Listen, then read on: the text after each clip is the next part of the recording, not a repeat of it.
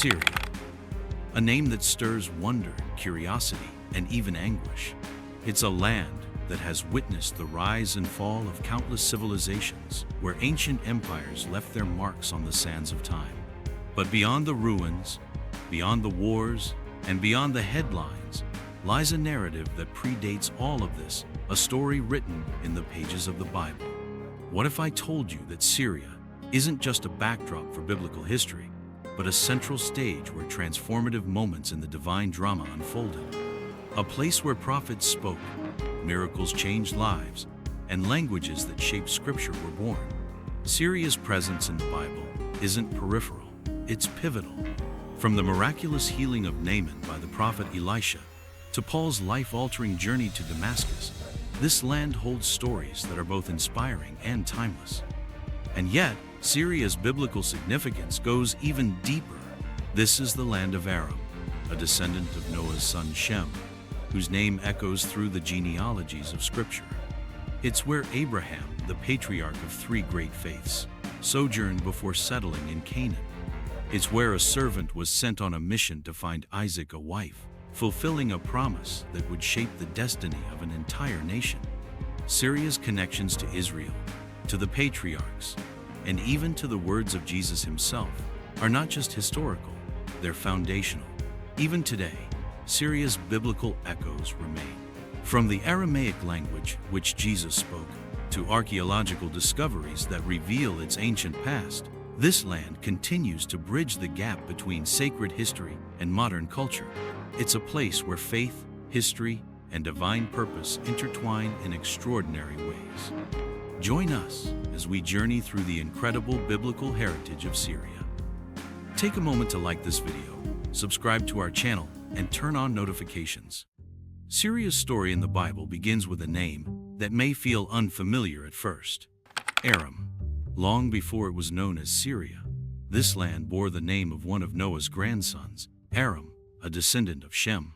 This lineage places Syria among the most ancient regions in biblical history, rooted in the genealogies that connect humanity after the Great Flood. It's a story not just of land but of people, a thread in the tapestry of the Bible that still holds meaning today. Aram wasn't merely a location. It was a place of promise, connection, and destiny. Abraham, the patriarch of faith, journeyed through this land on his way to Canaan. For him, it wasn't just another stop on a map. It was a land that played a role in God's divine plan. Perhaps one of the most moving moments tied to Aram was when Abraham sent his most trusted servant to this region on a sacred mission, to find a wife for his son Isaac.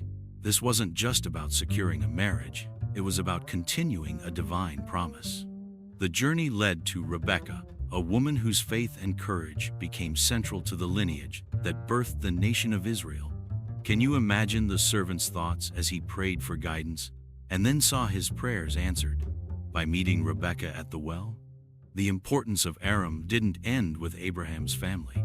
The land itself, often called Aram Naharaim, meaning Aram of the two rivers, was a hub of cultural and political influence. Strategically located between the Tigris and Euphrates rivers, it became a crossroads of ancient civilizations. This position gave Aram a unique significance, connecting it to the wider biblical world. Cities like Damascus emerged as central figures in this history, mentioned not only as places of great power, but also as locations where divine encounters unfolded. Interestingly, the name Syria wouldn't appear until much later, introduced by the Greeks. For the biblical writers, this land was known as Aram, a name tied to its earliest spiritual identity. This evolution of its name reminds us of how history, language, and culture intertwine. But the change of name doesn't diminish its biblical significance. Instead, it highlights the region's enduring legacy. Aram wasn't just a geographic marker. It was a stage where human struggles, divine promises, and cultural exchanges collided. This land witnessed moments of joy and sorrow, faith and doubt, all woven into the biblical narrative. It was here that early characters experienced God's providence in their lives, from Abraham to Jacob's journeys. Today, traces of Aram's legacy are still visible in the modern region of Syria. Archaeological finds, such as ancient inscriptions and ruins, continually shed light on this land's biblical significance.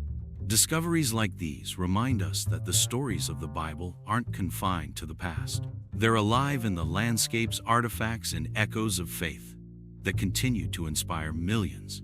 As we reflect on Aram's role in the Bible, it becomes clear that this land's story is not just one of politics or conflict, but of lineage, faith, and divine purpose. It is a place where the promises of God were fulfilled, where cultures merged, and where history was written into the fabric of Scripture itself. In the pages of the Old Testament, Syria, referred to as Aram, emerges not just as a neighboring nation to Israel, but as a frequent player in its most pivotal events.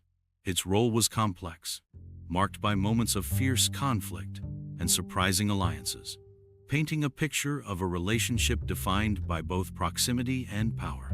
One of the earliest and most notable connections comes from the time of King David. The Arameans, or Syrians, were known for their powerful city-states, including Damascus, which frequently clashed with Israel. Yet, despite their hostilities, David's armies managed to establish dominance over these states. This was more than a military conquest. It was a spiritual fulfillment of God's promise to expand Israel's influence. By establishing control over these regions, David secured a fragile peace that resonated for generations. But Syria wasn't just an adversary. It was also a land of refuge and divine encounter. One of the most extraordinary stories involves Naaman, the commander of the Syrian army, who suffered from leprosy. Naaman's journey to Israel in search of healing is one of the most humanizing and profound tales in the Old Testament. Despite his pride and position, Naaman took the advice of a young Israelite servant girl and sought out the prophet Elisha. His healing wasn't immediate. It required obedience and humility. Imagine the tension as he reluctantly dipped himself into the Jordan River 7 times, only to emerge miraculously healed. His transformation wasn't just physical. It symbolized the boundless grace of God, extending even to those outside of Israel. Syria's influence is also reflected in the prophetic books, where it often appears as the subject of divine judgment. The prophets Isaiah and Amos, among others, warned the Arameans of destruction due to their actions against Israel. These warnings weren't merely threats. They were reminders of God's justice and His sovereignty over all nations. Through these prophecies, Syria became an example of how God's justice reaches beyond Israel's borders, serving as a call to accountability for all peoples. One of the more dramatic moments involving Syria unfolds during the divided kingdom of Israel. After the reign of Solomon, the nation split into 2 kingdoms, Israel in the north and Judah in the south. Syria played a key role in this turbulent period, forming alliances with both sides at various times. The famous siege of Samaria by the Arameans demonstrates the intensity of these conflicts. Biblical accounts describe miraculous interventions that turned the tide, such as when the Arameans were struck by fear and fled, leaving behind supplies that saved the besieged city. And yet, the relationship between Israel and Syria wasn't always defined by war. Their proximity often led to exchanges of culture, language, and even religious ideas. The shared Aramaic language, which became the lingua franca of the region, is a lasting testament to this interaction. It's fascinating to consider how, despite their conflicts, these 2 nations influenced each other in profound ways. Reflecting on Syria's role in the Old Testament reveals the intricate ways in which God's plan unfolded.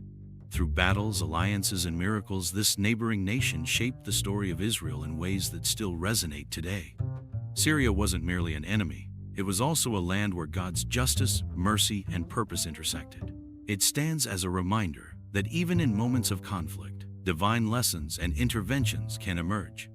As we consider Syria's role in the Old Testament, one question lingers: what can these ancient stories teach us about our own struggles with pride, humility, and reconciliation?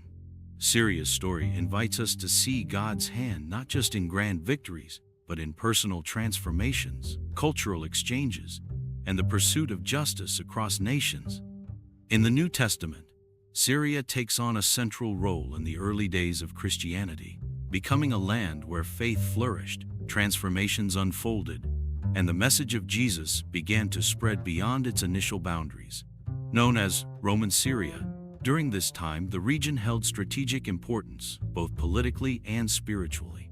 One of the most profound events associated with Syria is the conversion of Saul, later known as Paul, on the road to Damascus. Saul, a zealous persecutor of Christians, was on his way to arrest believers in Damascus when he experienced a blinding vision of Jesus. This moment of divine intervention wasn't just personal, it marked a turning point for the early church.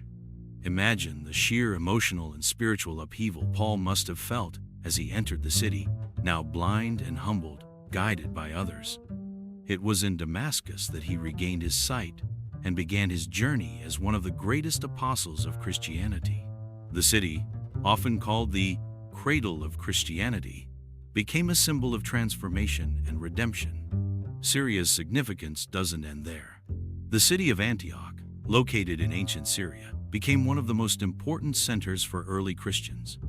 It was here that followers of Jesus were first called Christians, a name that signified a new and distinct identity. Antioch wasn't just a place of naming, it was a hub of missionary activity and theological development. From this city, Paul and Barnabas set out on their missionary journeys, spreading the gospel to the Gentile world. The diversity and vibrancy of the Christian community in Antioch reflected the universality of the faith, breaking down barriers of ethnicity and class. But why did Syria play such a pivotal role in the New Testament? Part of the answer lies in its geography. As a bridge between the East and the West, Syria was perfectly positioned for the spread of ideas, trade, and culture. The Roman Empire's extensive road networks, many of which passed through Syrian cities like Damascus and Antioch, allowed the early church to thrive and expand. Additionally, the Aramaic language, which had long been the lingua franca of the region, played a key role in connecting people. This was the language spoken by Jesus and his disciples, and it facilitated the communication of the gospel to diverse audiences. In many ways, Syria provided both the infrastructure and the cultural openness necessary for the early church's growth. The influence of Syria in the New Testament also extends to its theological contributions. Early Christian leaders, many of whom were based in Syrian cities, helped shape the doctrines and practices of the fledgling church.